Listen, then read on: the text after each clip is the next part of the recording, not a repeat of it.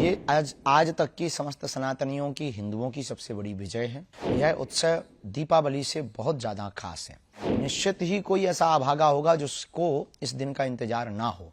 हमको तो है, राम भक्तों को भी है। वहां पर अस्पताल वहीं पर क्यों बनना चाहिए? मस्जिदों पे बनवाओ, चर्चों पे बनवाओ। अब रही बात कि अपने ही लोग टिप्पणी उठाते, आपने ऐसा कहा, तो वो अपने नहीं है, वो रावण के खानदान के हैं।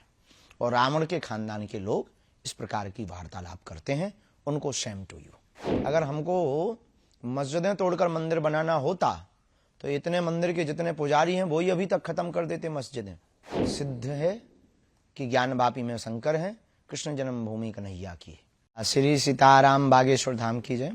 हम कोई महात्मा नहीं है, साधु नहीं है, लेकिन प्रत्येक भारतीय सनातनियों की ये पहचान है। कंठी माला, मस्तक पर तिलक, ये पोटली हमारे गुरुदेव भगवान की दी हुई मालाओं की है।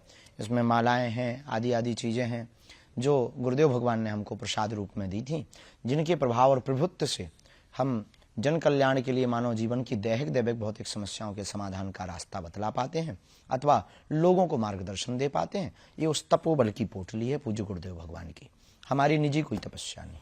जी, चूंकि राम दरबार है आपके गले में और राम मंदिर का उद्घाटन होना है, प्राण प्रतिष्ठा होनी है भगवान श्री राम की मूर्ति की अयोध्या में, ये जो एक उत्सव है इसको लेकर के आप, चूंकि आपको निमंत्रण मिला है, आप वहां पर शायद जाएंगे भी, जा रहे हैं। उत्सव है, इसको किस तरह से आप देखते हैं? ये आज तक की समस्त सनातनियों की, हिंदुओं की सबसे बड़ी विजय है, सबसे बड़ी जीत है। यह उत्सव दीपावली से बहुत ज्यादा खास है। निश्चित ही कोई ऐसा अभागा होगा जिसको इस दिन का इंतजार ना हो। हमको तो है, राम भक्तों को भी है। केवल भारतीय को नहीं, भारतीय मूल के लोग जितने भी अन्य देशों में रहने वाले लोग हैं उनको भी है। तो जो है, हमारा यही कहना है कि उस दिन दीपावली मनावे और उत्सव का उत्साह पूछो मत। प्रेम अत्यधिक होता है तो वाणी कम बोलती, आंखें ज्यादा बोलती हैं। ठुमका लगाने को जी चाहता है, अयोध्या जी जाने को जी चाहता है।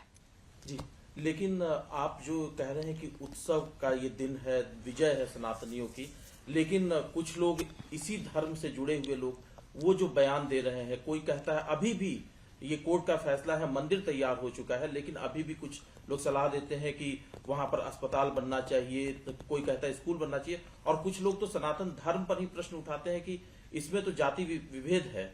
ये तमाम चीजें अभी भी प्रश्न उठ रहे हैं। बिल्कुल भी जाति विभेद नहीं, मूर्खतापूर्ण बातें हैं ये। और पहले तो उत्तर हम आपको ये दे देवे कि वहां पर अस्पताल वहीं पर क्यों बनना चाहिए? मस्जिदों पे बनवाओ, चर्चों पे बनवाओ। अस्पताल, विद्यालय आपको बनाने, हम इनके विरोध में नहीं, पर ये हम सबकी आस्था का केंद्र है। सबकी आस्था है, सबकी आस्था है तो हम राम भक्तों की भी आस्था है। हम राम भक्तों की आस्था है तो केवल यही राम भक्तों के मंदिर पर ही अस्पताल क्यों बनना चाहिए? अब रही बात कि अपने ही लोग टिप्पणी उठाते, आपने ऐसा कहा, तो वो अपने नहीं है, वो रावण के खानदान के हैं। और रावण के खानदान के लोग इस प्रकार की वार्तालाप करते हैं, उनको Shem to you. Shastri ji, इसमें एक सवाल ये भी है, चूंकि कोर्ट से फैसला आया है तब मंदिर बन रहा है, लेकिन श्रेय लेने की भी बात चल रही है। कुछ लोग कहते, ये भी सवाल उठा रहे हैं कि राम हमारे हैं तो राम किसके हैं? अब आप ही बता दीजिए, चूंकि आप गुरु की श्रेणी में, तो आप ही बताइए कि राम किसके हैं? राम सबके हैं, राम जन जन के हैं, राम का विश्व है, राम व्यापक है, राम विश्व के प्रणेता है, राम विश्व के मानवों की आचार्य संगता है, राम विश्व की आधारभूत है, राम एक बहुत बड़े नायक हैं, राम एक इस देश के प्राण हैं, इस देश की श्वास हैं। राम सबके हैं, जिनको भी श्वास और हवा की जरूरत है उनके राम हैं। और रही बात जातिवाद के लिए, राम मंदिर नहीं हो रहा, सबरी का मंदिर बन रहा, निषाद राज जी का भी मंदिर बन रहा, तो क्या ये जातिवाद के लिए बन रहा? जातिवाद के लिए मंदिर नहीं है, अपितु राम भक्तों की आस्था के लिए मंदिर है। एक बयान जो आया कि वो भगवान श्री राम को उन्होंने कह दिया कि वो तो क्षत्रिय धर्म के थे, मांसाहारी थे, इस तरह के भी भगवान श्री राम। बाद में उसने क्षमा मांगी। मूर्खतापूर्ण बातें हैं, राक्षस वृत्ति के लोग हैं। इस प्रकार के जो वार्तालाप, ना इन्होंने राम को समझा, ना रामत्व को समझा, ना राम तत्व को समझा, ना इन्होंने राम के बारे में पढ़ा, ना गढ़ा। इन्होंने सिर्फ अपने बयान को कहकर न्यूज में बने रहने का उपाय सोचा है। और सबसे सस्ता उपाय प्रभु श्री राम पर और राम भक्तों पर आस्था पर उंगली उठाना है इस देश में। ऐसे ही लोगों को ठिकाने लगाने के लिए हम भारत हिंदू राष्ट्र चाहते हैं। जी शास्त्री जी, प्रधानमंत्री जी ने एक बात कही थी, क्या आप उनसे सहमत हैं? उनकी जो बात थी कि जो लोग विपक्ष में बैठे हैं, जो खास तौर से सनातन धर्म का विरोध कर रहे हैं, उन्होंने लगातार लोगों की भावनाओं को ठेस पहुंचाई है और जो हमारे फेस्टिवल हैं, जो हमारे मंदिर हैं, उनको उन्होंने लूट का माध्यम बनाया। आप इस बयान से कितने सहमत हैं? जो ऐसा कर रहे हैं उनके लिए ये बात सही है। एक चीज और है जो विपक्ष के लोग सवाल उठाते हैं कि प्रधानमंत्री जी और जो उनकी पार्टी है वो भगवान श्री राम के नाम पर राजनीति कर रही है, उनके नाम का इस्तेमाल कर रही है। आपको क्या लगता है? राम राजनीति का विषय नहीं है। धर्म से राजनीति चलती है, राजनीति से धर्म नहीं चलता।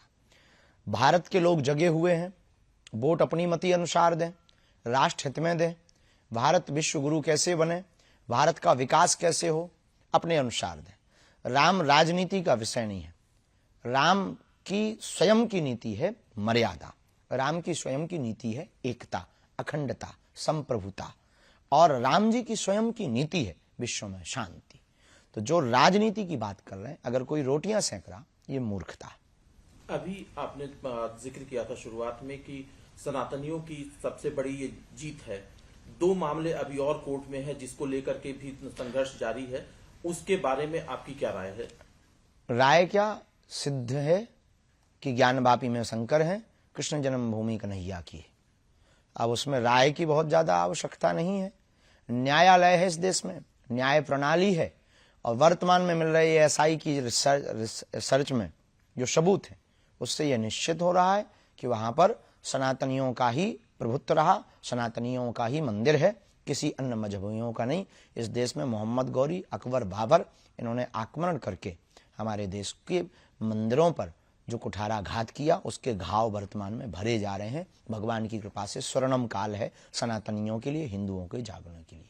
तो आपको लगता है कि बहुत जल्दी यहाँ पर भी फैसला हो जाएगा? होना ही है, होकर के ही रहेगा, और होना ही चाहिए। विवाद जल्दी खत्म हो, जल्दी से इन लोगों को शांति मिले, ताकि जो है ये बार बार इनके मुंह चलाना बंद हो जाए। शास्त्री जी, हिंदू राष्ट्र की बात आप बार बार करते हैं, अलग अलग मंचों से भी आप कहते हैं। जो मंदिर की बात चल रही है, उस बीच असदुद्दीन ओवैसी का बयान आता है कि मस्जिदों का आबाद रखो। वो मुसलमानों से कहते हैं नहीं तो एक एक करके मस्जिदें छीन ली जाएंगी तुमसे। ये उनका भीतर का डर बता रहा है कि वो कितने कमजोर हैं और कितने निर्दयी हैं। अगर हमको मस्जिदें तोड़कर मंदिर बनाना होता तो इतने मंदिर के जितने पुजारी हैं वो ही अभी तक खत्म कर देते मस्जिदें। हमें मस्जिदें नहीं, मस्जिदों पे मंदिर नहीं बनाने।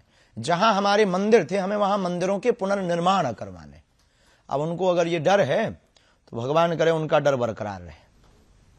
जी, एक सवाल और है सीए एनआरसी को लेकर के कि इस देश में सीए लागू हो, कुछ लोग इसका विरोध करते हैं। एक तबका कहता है कि उसके खिलाफ है, एक विशेष धर्म के खिलाफ है। विशेष धर्म के खिलाफ नहीं है, इसमें बहुत न्याय प्रणाली के साथ सीए का प्रयोग है। बुद्ध, जैन, ईसाई आदि जितने भी आए हैं भारत में, इन्हें शरणार्थी कहते हैं। एक भाषा में शरणार्थी आए हैं। तो बांग्लादेश और पाकिस्तान आदि से आए हुए अन्य मजहब के लोग भी कुछ आए हैं, जिनका नाम नहीं हम लेना चाह रहे, जिनका भी नाम ले रहे थे उनके समाज के लोग, उनके खिलाफ नहीं है। पर उनके लिए एक बहुत सुंदर तर्क है कि तुम अपना देश छोड़ के क्यों आए, क्या आवश्यकता थी? भाई हमारे घर में भोजन भाजन की बढ़िया व्यवस्था होगी तो हम पड़ोसी के घर क्यों डेरा डालेंगे? या तो कोई तुम्हारा षड्यंत्र है, या फिर तुमको कोई कान भर रहा है, या कोई इंटरनेशनल साजिश है। तो बढ़िया है, सीए बहुत बढ़िया है। शास्त्री जी, एक राजनीतिक सवाल है, क्योंकि 2024 में लोकसभा के चुनाव भी होने हैं, राम मंदिर का निर्माण हो रहा है, ये आकलन है कि इसका प्रभाव भी रहेगा लोकसभा के चुनाव पे। आपको क्या लगता है, भारतीय जनता को जो वोट देने जाएगी, क्या उसको नरेंद्र मोदी को एक और चांस देना चाहिए? हम राजनीति पर टिप्पणी तो नहीं करते, न राजनेता पर टिप्पणी करते। जो राष्ट्र हित की बात कर रहा, राष्ट्र हित के लिए बोल रहा, राम राज्य की स्थापना के लिए जी रहा, ऐसे व्यक्ति को भारत के संपूर्ण वोटरों को स्वविवेक के साथ अपनी मति के अनुसार वोट देना चाहिए। अब किसको देना चाहिए ये तुम्हारा विवेक, हमारे कहने से आपको वोट देना नहीं।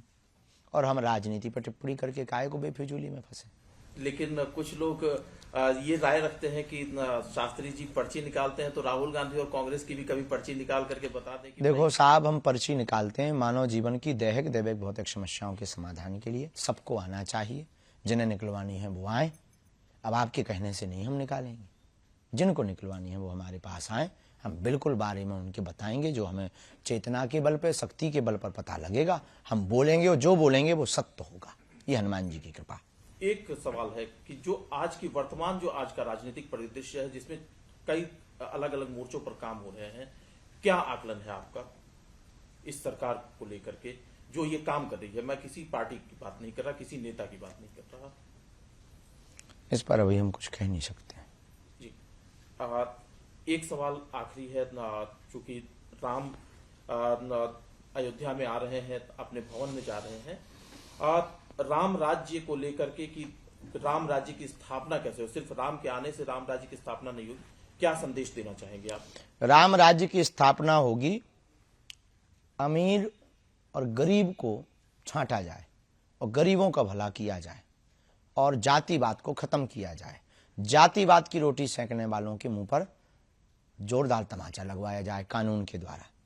और भारत में राम राज्य की स्थापना, ये जो राम जी के ऊपर वो टिप्पणी उठाते हैं, इनके लिए कठोर कानून बनाया जाए और तीर्थों को स्वच्छ पवित्र किया जाए और तीर्थ क्षेत्र में बिकने वाली मांस मंदरा पर पूर्ण प्रतिबंध लगाया जाए और गरीबों को पूर्ण अधिकार दिया जाए, चाहे वो किसी भी जाति का हो, किसी भी वर्ग का हो, किसी भी मजहब का हो, तो भारत हिंदू राष्ट्र बनेगा और राम राज्य होगा। लेकिन जातिगत जनगणना की बात हो जाती है ना, जब इस तरह की बातें उठती। जातिगत जनगणना की जगह अमीर और गरीब की जनगणना होनी चाहिए और गरीबों की जनगणना करके उनको लाभ देना चाहिए। राम अयोध्या में आ रहे हैं, अपने भवन में, अयोध्या में तो वो थे ही, उल्लास है आपके, आप अपने हृदय का जो उल्लास है वो किस तरह से व्यक्त करेंगे? राम जी तो अवध में विराज रहे। पहले लोग कहते थे कि राम लला हम आएंगे, मंदिर वहीं बनाएंगे। अब बन गया है भगवान की कृपा से। राम लला आ रहे हैं 22 तारीख को और हिंदुओं को जगा रहे हैं हनुमान जी की कृपा से। अभी वर्तमान में